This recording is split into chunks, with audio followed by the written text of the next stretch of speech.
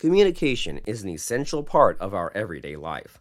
However, not everyone has acquired the right skills to communicate effectively and pass the message they need to get understood.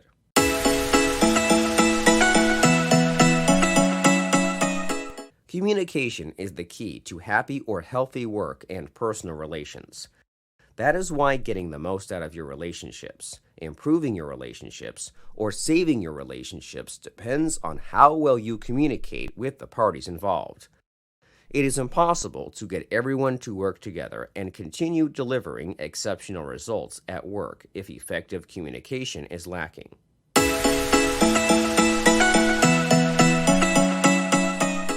A lack of communication is the number one reason why your team is failing to carry out the work delegated to them, despite showing promising signs that they can do so.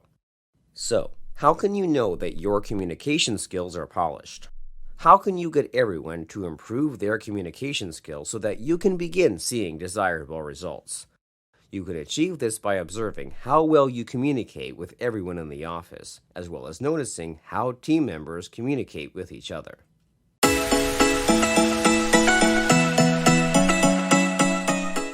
Effective communication begins with getting rid of some of the bad habits that you may have cultivated as a leader without paying too much attention to it. Because, believe it or not, producing quality work demands that both your team and yourself play a certain role in getting work done by communicating efficiently.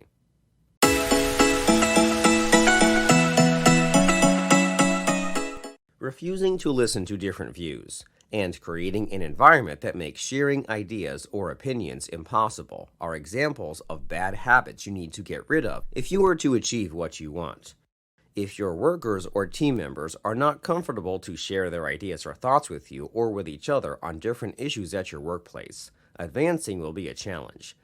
Therefore, learn to create an environment that encourages people to share their thoughts with you and come up with new ways of carrying out tasks. Encourage contributions from your workers as a way of giving them the assurance that you value their presence as well as insights.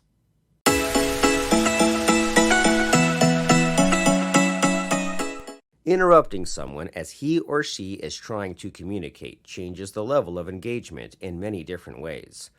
This includes high chances of missing the point and losing the direction of the engagement, confusing the communicator, and making him or her feel disrespected and less confident in what they are communicating, among other things. A quick response clearly indicates that we are not listening.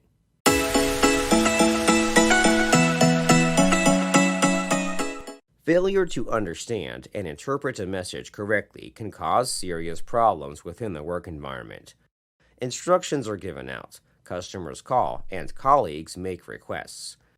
When, as an employee, you cannot put enough effort towards making sure that you heard and understood what was communicated, you risk causing issues and crises for the company, yourself, or colleagues.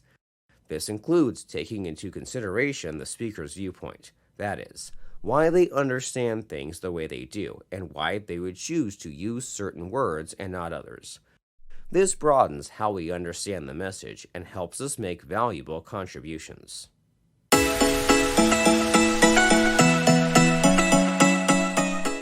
There is a type of person who always wants to be heard and will not do much listening every time they get a chance to interact with others.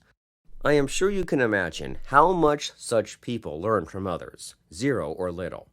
The mentality is that they already know so much or enough, and the only job that is left is for them to share knowledge, while some just enjoy being the center of attraction. If we learn to listen more and talk enough, we will be in a favorable position to acquire more knowledge and share only things relevant to the discussion, enough not to overwhelm the listener.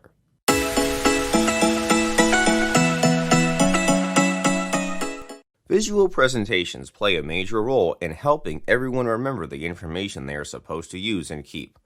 So, include visual presentations or PowerPoint presentations the next time you hold a meeting to help your team keep the material you are giving them.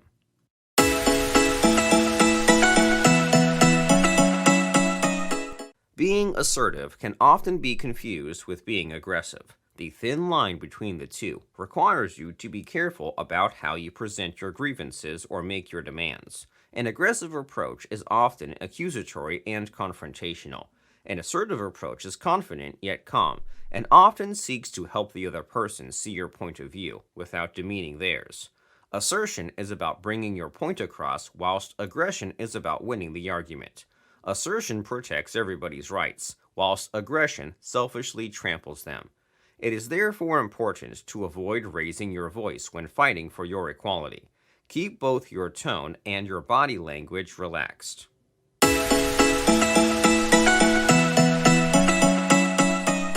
Calling a meeting to announce the new project that has just come up must not end with you assigning roles or delegating work. You have to go the extra mile, meaning you have to constantly keep communication flowing to confirm that everyone is on track. Hold short and vibrant meetings throughout the process. Don't just assume that everyone knows what they are supposed to do or that they know how they are to carry out work.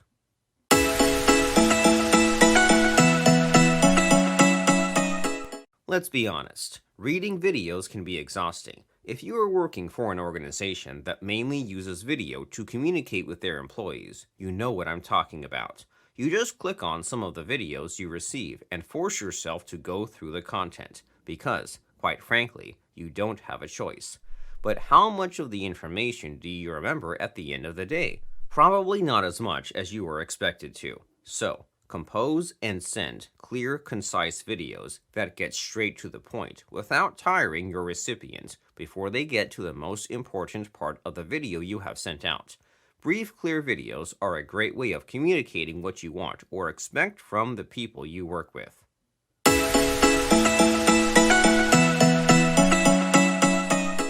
Constantly accepting new undertakings or taking on too much work can put a lot of strain on the work that you are already responsible for. It can cause you to fail to meet deadlines or deliver quality work, and you end up risking being measured as incompetent. That is why you have to learn to say no when you feel there is too much overload or when you feel you are overworked.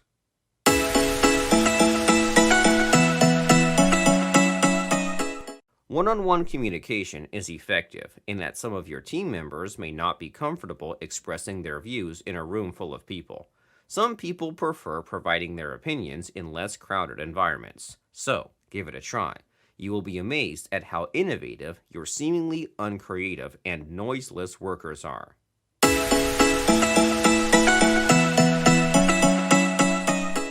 Always approach a disagreement with a level of mutual respect. The other person should not walk out of the discussion feeling belittled or misunderstood.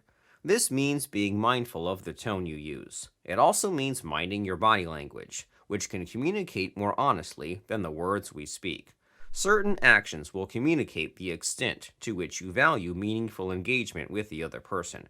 Show that person that they have your undivided attention by listening with an open mind.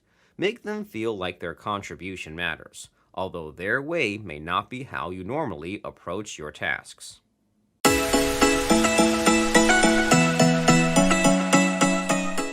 It is important to have the ability to tell when things are spiraling out of control and to know when to stop in order to avoid having the conversation turn into a conflict. We cannot control how other people react to us, but always have power over our own words and reactions.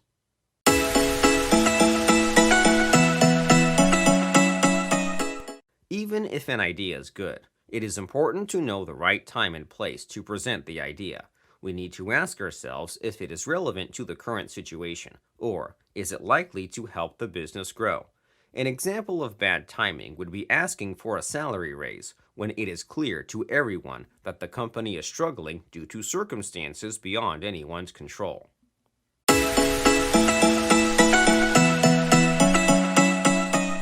How we conduct ourselves has the potential to determine how we are heard in the workplace. This includes how we converse and generally show self-respect. It defines us, whether people take us as jokes or seriously. This influences how people choose to switch on or off when we start talking, or how much they expect from us in general, including whether we can be seen as individuals suitable to represent the company, department, or just a team.